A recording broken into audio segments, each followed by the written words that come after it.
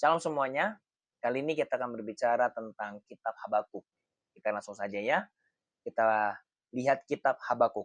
Kitab Habakuk ini ditulis oleh Nabi Habakuk dan konteksnya adalah dia ini berada di zaman yang dimana orang Israel itu sudah dibuang ke tanah Babel.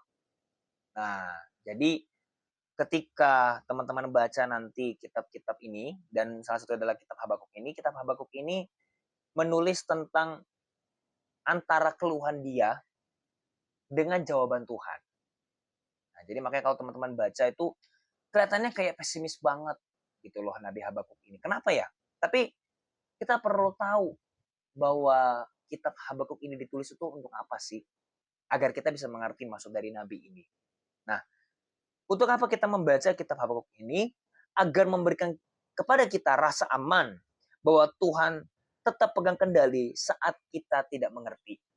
Karena konteksnya pada saat itu orang Israel kan dibuang ke tanah Babel. Lalu Nabi Habakuk itu bertanya-tanya, dia punya keluhan. Kenapa ya orang jahat itu kok bisa hidupnya lama?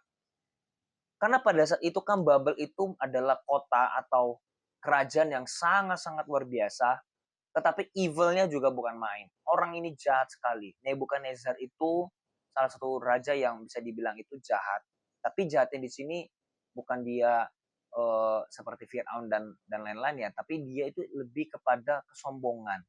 Jadi kalau teman-teman baca ya, Nebukadnezar itu dia ada yang sombong, ada yang dia itu merasa bahwa ini semua karena saya.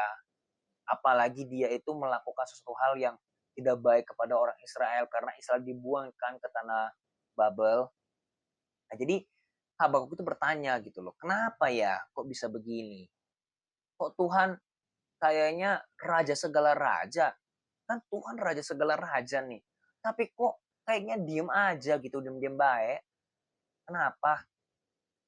Padahal Raja Babel itu jahatnya bukan main. Luar biasa. Sampai pada akhirnya disitulah terjadi antara obrolan dengan Tuhan. Gitu loh. Nah tapi di saat seperti Habakuk itu tidak mengerti apakah rencana Tuhan dalam hal semua ini, ujung-ujungnya kalau teman-teman baca di Alkitab, ujung-ujungnya dia bersyukur kepada Tuhan. Nah, kita baca aja di Habakuk 3 ayatnya yang ke-17. Ke-17 sampai yang ke-19 ya. Sekalipun pohon ara tidak berbunga, pohon anggur tidak berbuah, hasil pohon zaitun mengecewakan, sekalipun ladang-ladang tidak menghasilkan bahan makanan, kambing domba terhalau dari kurungan, dan tidak ada lembu sapi dalam kandang. Namun aku akan bersorak-sorak di dalam Tuhan, beria-ria dalam Allah yang menyelamatkan aku. Allah Tuhanku itu kekuatanku. Ia membuat kakiku seperti kaki rusa. Ia memberikan aku berjejak di bukit-bukitku untuk pembibiduan dengan permainan kecapi. Dari yang kita baca itu artinya begini, sekalipun dia hidup susah, dia tahu bahwa Tuhan pasti akan menolongnya. Makanya kalau kita baca kitab ini, kita secara tidak langsung, kita akan dikuatkan oleh Tuhan. Kita akan dibuat Tuhan itu ada rasa aman. Yang artinya begini, gue gak tahu masalah gue ini selesainya bagaimana, tapi gue tahu ini masalah akan selesai. Tapi caranya gue gak tahu. Itu. Makanya kalau kita ikut Tuhan Yesus, Tuhan itu bukanlah tipe Allah atau pribadi yang dia kasih tahu secara detail, barulah kita bisa percaya. Enggak. Justru Tuhan itu ingin kita belajar percaya sama dia. Jadi sekalipun kita melihat bahwa kayaknya tidak ada jalan, tapi kita harus berpikir bahwa Tuhan itu pasti akan memberikan jalan kepada saya. Pasti masalah yang sedang kuhadapi ini akan selesai. Sekalipun, makanya dibilang tadi, sekalipun pohon ara tidak berbuah, tidak ada pohon yang ada bunganya, lembu sapi terhalau dari kandangnya, tidak ada kambing domba, mau makan apa? Tapi sekalipun demikian, aku akan tetap beria-ria di dalam Tuhan. Karena apa? Tuhan adalah kekuatan. Tuhan adalah mazmurku. Tuhan adalah gembalaku, takkan kekurangan aku, kata firman Tuhan kan di dalam Mazmur.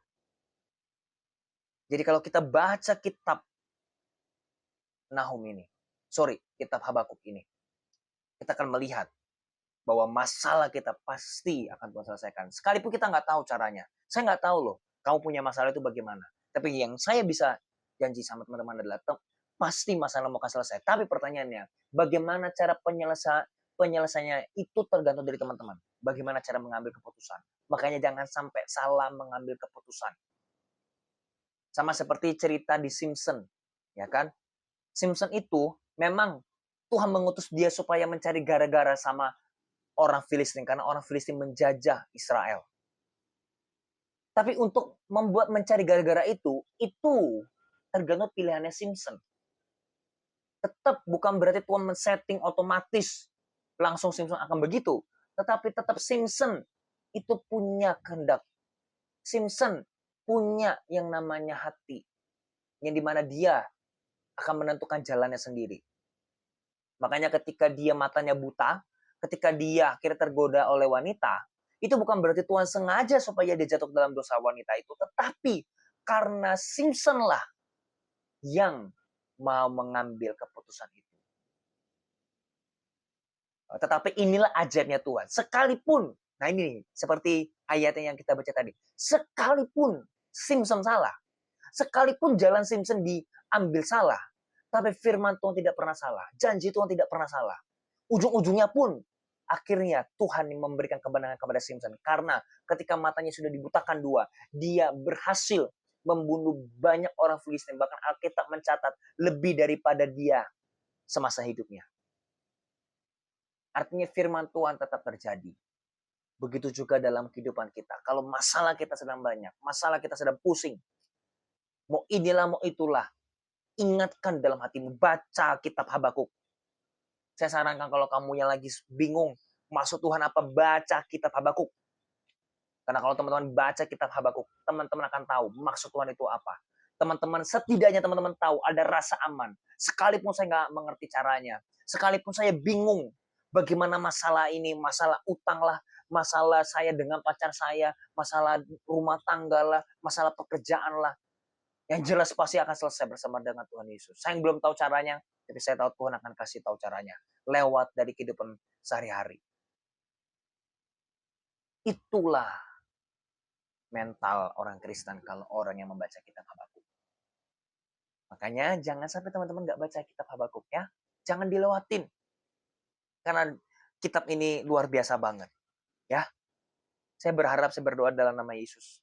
Teman-teman tidak pilih-pilih dalam membaca Alkitab. Kitab apapun itu teman-teman perlu baca. Karena semuanya itu punya toolsnya masing-masing. Amin. Thank you. And God bless you ya.